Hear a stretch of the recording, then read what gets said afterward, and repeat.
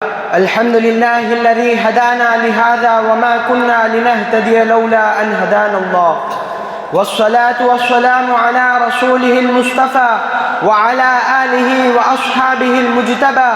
أما بعد، قال تعالى: وما أرسلناك إلا رحمة للعالمين.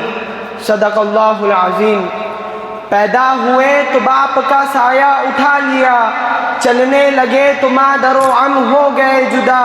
ہر ایک سایہ سر سے یوں اٹھتا چلا گیا، سائے پسند آئے نہ اس پروردگار کو، بے سایہ کر دیا اس سایہ دار کو.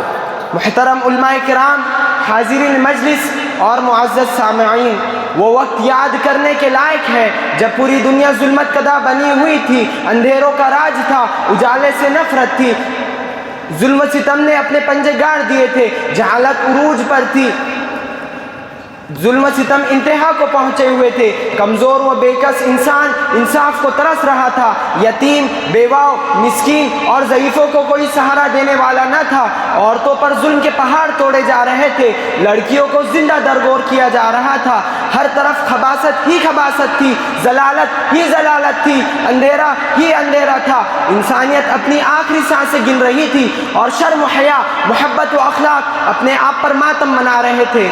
حضرات، چنانچہ خدائے ذوالجلال کو انسانیت کی اس حالت زار پر رحم آ گیا، رحمت الہی جوش میں آ گئی اور انسانیت کو اس بھور سے نکالنے کا فیصلہ آسمانی آ گیا. چنانچہ اس ہولناک اور پرخطر ماحول میں ایک نبی کو ختم نبوت کا تاج پہنا کر، کائنات کے لیے محبت کا نشان بنا کر، انسانیت کے لیے سراپائے رحمت بنا کر، شرافت و نجابت اور کمال و جمال میں یکتا بنا کر دنیا میں مبعوث کیا. وہ نبی کون تھے؟ وہ رسول کون تھے؟ وہ ہم سب کے پیارے آقا سید الانبیاء امام المرسلین حضرت محمد مصطفیٰ صلی اللہ علیہ وسلم تھے.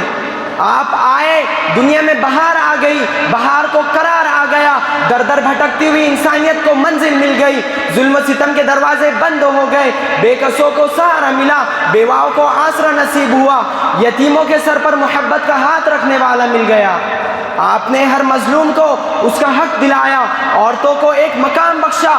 وہ عورت جو ظلم کی چکی میں پیسی جا رہی تھی، نبی رحمت کے صدقے دنیا کی عظیم ہستی بن گئی. ماں، بیٹی، بہن اور بیوی کے شکل میں سب کے حقوق بیان کیے، اخلاق سے عاری اور تہذیب و تمدن سے محروم انسانوں کو اعلیٰ کردار بنایا، بت پرستی کو ختم کیا، توحید کا پرچم لہرایا. غرض یہ کہ ہمارے نبی رحمت ہی رحمت تھے، شفقت ہی شفقت تھے اور محبت ہی محبت تھے. حضرات گرامی، ہمارے نبی کی رحمت کسی انسان کے لیے خاص نہ تھی، کسی مذہب کے لیے مخصوص نہ تھی، بلکہ آپ تو پوری کائنات کے لیے رحمت بن کر آئے تھے، پوری انسانیت کے لیے شفقت بن کر آئے تھے. آپ کی رحمت اس قدر وسیع ہے کہ جس میں پوری کائنات سمائی ہوئی ہے. کیا کالے اور کیا گورے، کیا عرب اور کیا عجم، سب کے لیے رحمت بن کر آئے نبی محترم.